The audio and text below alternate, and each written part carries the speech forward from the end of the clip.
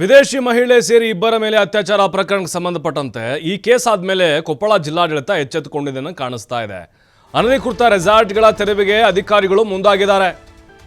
ಯಾರೆಲ್ಲ ಲೈಸೆನ್ಸ್ ಇಲ್ವೋ ಅನಧಿಕೃತವಾಗಿ ಕಟ್ಕೊಂಡಿದ್ದಾರೋ ರೆಸಾರ್ಟ್ಗಳನ್ನು ಅಂಥವನ್ನ ತೆರವುಗೊಳಿಸಲಿಕ್ಕೆ ಈಗ ಜಿಲ್ಲಾಡಳಿತ ಸಮರವನ್ನು ಸಾರಿದೆ.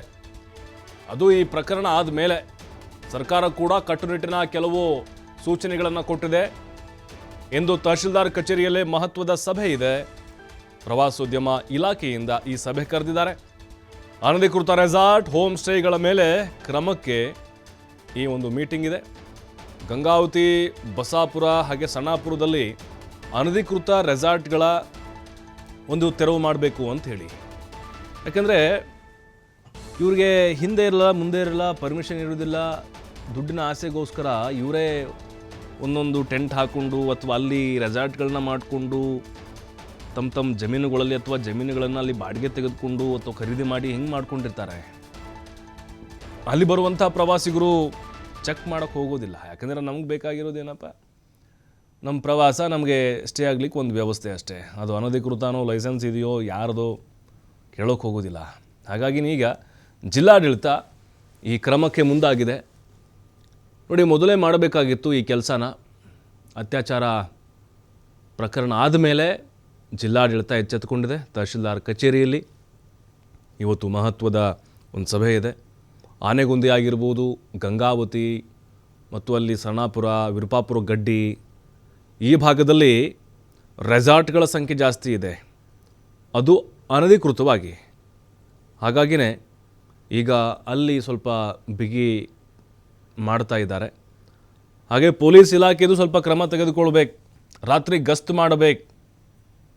ಎಲ್ಲೆಲ್ಲಿ ಪ್ರವಾಸಿ ತಾಣಗಳಿದಾವೋ ಅಥವಾ ವಿದೇಶಿಗರು ಹೆಚ್ಚಿನ ಸಂಖ್ಯೆಯಲ್ಲಿ ಎಲ್ಲೆಲ್ಲಿ ಬರ್ತಾರೋ ಹೊಯ್ಸಳ ಏನಿದೆ ಅಲ್ಲಿ ತೆಗೆದುಕೊಂಡು ಹೋಗಬೇಕು, ಅಲ್ಲಿರಬೇಕು.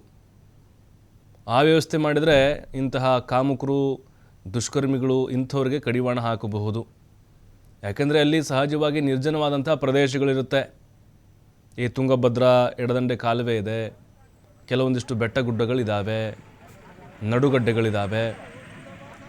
ಈಗ ಅವ್ರಿಗೆ ಅವಕಾಶವನ್ನು ಮಾಡಿಕೊಟ್ರೆ ಮುಂದೆ ಮತ್ತೆ ಇಂಥ ಘಟನೆಗಳು ಮರುಕಳಿಸುತ್ತೆ. ಪೊಲೀಸ್ ಇಲಾಖೆ ಕೂಡ ಸ್ವಲ್ಪ ಅಲರ್ಟ್ ಆಗಬೇಕು. ಮೊನ್ನೆ ಎಲ್ಲ ರೇಡ್ ಮಾಡಿದ್ರು, ಯಾವೆಲ್ಲ ಅನಧಿಕೃತವಾಗಿ ನಿರ್ಮಾಣ ಆಗಿದ್ದೋ ಅವರಿಗೆಲ್ಲ ಬಿಸಿ ಮುಟ್ಟಿಸಿದ್ರು, ವಾರ್ನ್ ಮಾಡಿದರು. ಮತ್ತಷ್ಟು ಮಾಹಿತಿ ನಾಗರಾಜ್ ನೀಡ್ತಾರೆ. ನಾಗರಾಜ್, ಈಗ ಈ ರೇಪ್ ಕೇಸ್ ಆದಮೇಲೆ ಜಿಲ್ಲಾಡಳಿತ ಎಚ್ಚೆತ್ತುಕೊಂಡಿದೆ ಅಂತ ಕಾಣಿಸ್ತಾ ಇದೆ. ಸಭೆಯಲ್ಲಿ ಯಾವೆಲ್ಲ ತೀರ್ಮಾನಗಳಾಗಬಹುದು? ಅನಧಿಕೃತ ರೆಸಾರ್ಟ್ಗಳನ್ನು ತೆರವು ಮಾಡ್ಬೋದಾ? ಹಾಗಾದರೆ ಕಡಿವಾಣ ಹಾಕ್ಬೋದಾ ಇಂಥ ಘಟನೆಗಳಿಗೆ ಇದರಿಂದ? ಪ್ರಭು, ಖಂಡಿತವೂ ಕೂಡ ಅಂತಂದ್ರೆ ಏನು, ಈಗ ಕೊಪ್ಪಳ ಜಿಲ್ಲೆಯ ಒಂದು ಗಂಗಾವತಿ ತಾಲೂಕು ಮತ್ತು ಅದರ ಕೊಪ್ಪಳ ತಾಲೂಕಿನ ಬಸಾಪುರ ಅಂತ ಬರುತ್ತೆ ಮತ್ತು ಗಂಗಾವತಿ ತಾಲೂಕಿನ ಆನೆಗುಂದಿ ಭಾಗ ಬರುತ್ತೆ. ಈ ಭಾಗದಲ್ಲಿ ಅತಿ ಹೆಚ್ಚು ಏನಂತಂದ್ರೆ ರೆಸಾರ್ಟ್ ಮತ್ತು ಹೋಮ್ ಸ್ಟೇ ಇರುವಂತದ್ದು. ಕಾರಣ ಅಂತಂದ್ರೆ ಇಲ್ಲಿ ಹಂಪಿ ಆನೆಗುಂದಿ ಐತಿಹಾಸಿಕ ಸ್ಥಳಗಳಿರೋದ್ರಿಂದ ಪ್ರವಾಸಿಗರು, ವಿದೇಶಿ ಪ್ರವಾಸಿಗರು ಸೇರಿದಂತೆ ಬಹಳಷ್ಟು ಜನರು ಬರ್ತಾರೆ.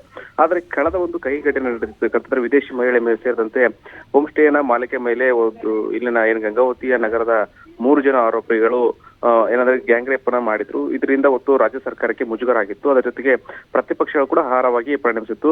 ಇದರಿಂದ ಎಚ್ಚೆತ್ತುಕೊಂಡಂತ ರಾಜ್ಯ ಸರ್ಕಾರ ಇದೀಗ ಜಿಲ್ಲಾಡಳಿತಕ್ಕೆ ಚಾಟಿ ಬೀಸಿದೆ. ಯಾಕಂದ್ರೆ ಹಿಂದೆ ಬಹಳಷ್ಟು ಜನರು ಏನಂದ್ರೆ ಸ್ವತಃ ಕಾಂಗ್ರೆಸ್ ಶಾಸಕರಂತ ರಾಯರೆಡ್ಡಿ ಅವರು ಹೇಳಿದ್ರು, ಇಲ್ಲ ಈ ಭಾಗದಲ್ಲಿ ಗಂಗಾವತಿ ಮತ್ತು ಆನೆಗುಂದಿ ಭಾಗದಲ್ಲಿ ಡ್ರಗ್ಸ್ ಪ್ಲೇಟರ್ ಅಂದ್ರೆ ಇರುವಂತದ್ದು, ಅಂದ್ರೆ ಇಲ್ಲಿ ಬಹಳಷ್ಟು ಡ್ರಗ್ಸ್ ಸಪ್ಲೈ ಆಗ್ತಾ ಇದೆ, ಅಲ್ಲಿ ಬಹಳಷ್ಟು ಅನೈತಿಕ ಚಟುವಟಿಕೆ ನಡೀತಾ ಇದೆ ಅಂತೇಳಿ ಬಹಿರಂಗವಾಗಿ ಹೇಳಿಕೆ ನೀಡಿದ್ರು. ಆದ್ರೂ ಸಹ ಜಿಲ್ಲಾಡಳಿತ ಎಚ್ಚೆತ್ತುಕೊಂಡಿದ್ದಿಲ್ಲ.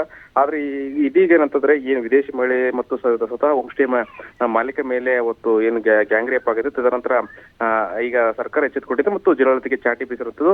ಜಿಲ್ಲಾಡಳಿತ ಇದೀಗ ಏನಂದ್ರೆ ಅನಧಿಕೃತವಾಗಿ ಎಲ್ಲೆಲ್ಲಿ ಹೋಮ್ ಸ್ಟೇಗಳು ಇರುತ್ತದೋ ಮತ್ತು ರೆಸಾರ್ಟ್ಗಳು ಇರುತ್ತದೋ ಅವ್ರ ಮೇಲೆ ಕ್ರಮ ತೆಗೆದುಕೊಳ್ಳುವ ನಿಟ್ಟಿನಲ್ಲಿ ಇವತ್ತು ಸಮಿತಿಯನ್ನ ರಚನೆ ಮಾಡಿರುತ್ತದೆ.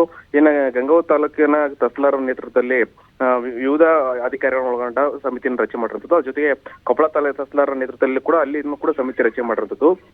ಸಮಿತಿಯಲ್ಲಿ ಇವತ್ತು ಸಭೆಯನ್ನು ನಡೀತಿರೋದು. ಆ ಸಮಿತಿಯಲ್ಲಿ ಜಸ್ಕಾಂ ಇಲಾಖೆ ಇರ್ಬೋದು, ಅಬಕಾರಿ ಇಲಾಖೆ ಬರುತ್ತೆ, ಅದರ ಜೊತೆಗೆ ಪ್ರವಾಸೋದ್ಯಮ ಇಲಾಖೆ ಬರುತ್ತೆ, ಮತ್ತು ಅಸ್ಲರ್ ಇರ್ತಾರೆ, ಅದ್ರ ಜೊತೆಗೆ ಕೆಲವೊಂದಿಷ್ಟು ಏನಂದ್ರೆ ಪೊಲೀಸ್ ಇಲಾಖೆ ಬರುತ್ತೆ. ಇವ್ರನ್ನೆಲ್ಲ ಒಳಗೊಂಡು ಸಮಿತಿ ಮಾಡಿರ್ತದ್ದು.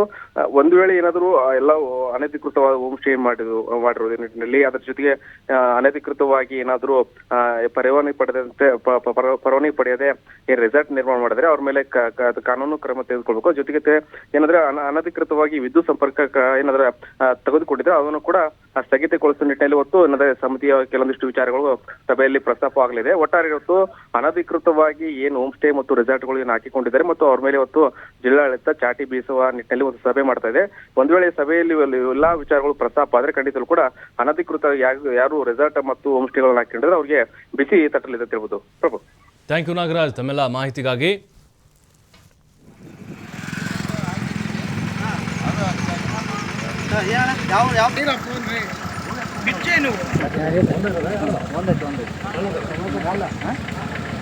ಅಲ್ಲಿ